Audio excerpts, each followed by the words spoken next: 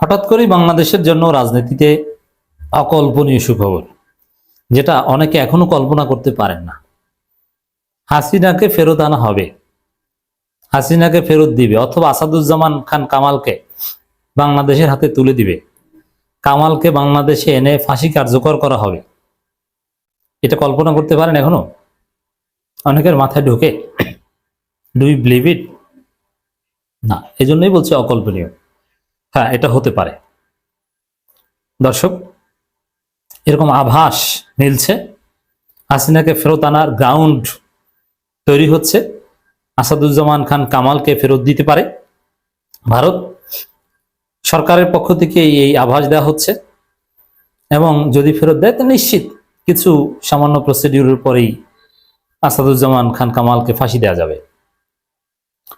এখন হাসিনা, কামাল, পুরো আওয়ামী লীগ ভারতের গলার কাটা। ভারতের কোনো লাভ নেই।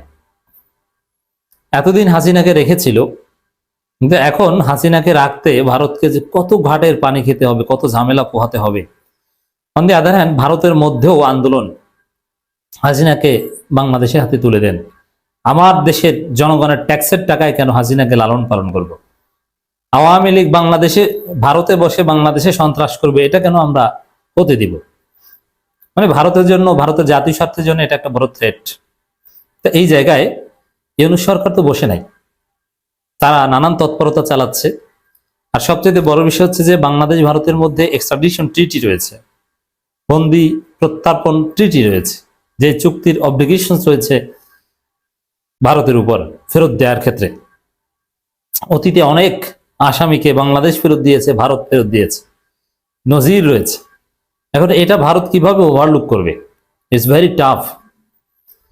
এখন সারা পৃথিবীর চোখে ফাঁকি দিয়ে, আইন অমান্য করে, বাধ্যতামূলক চুক্তি লঙ্ঘন করে হাসিনাকে ফেরত দিবে না, এটা কঠিন।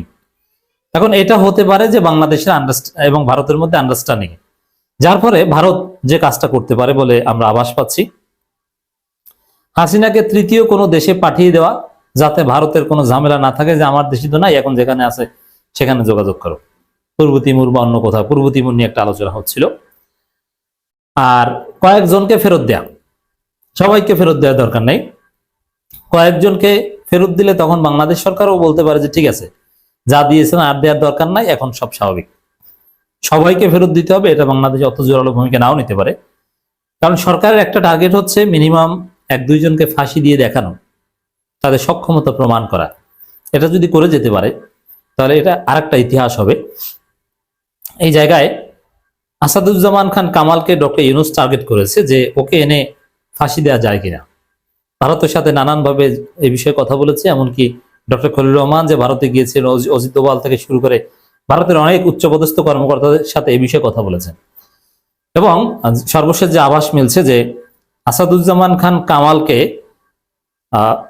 ফেরত দিয়ে ভারত তার গলার কাটা সরাতে যাচ্ছে, যাতে শেখ হাসিনাকে এর ফাঁকে অন্য কোথাও পাঠিয়ে দেওয়া যায় বা এগুলো নিয়ে ঝামেলা না হয়। এমনকি দেখেন, ফরেন পলিসি অপারেট হয় বেসড অন ন্যাশনাল ইন্টারেস্ট।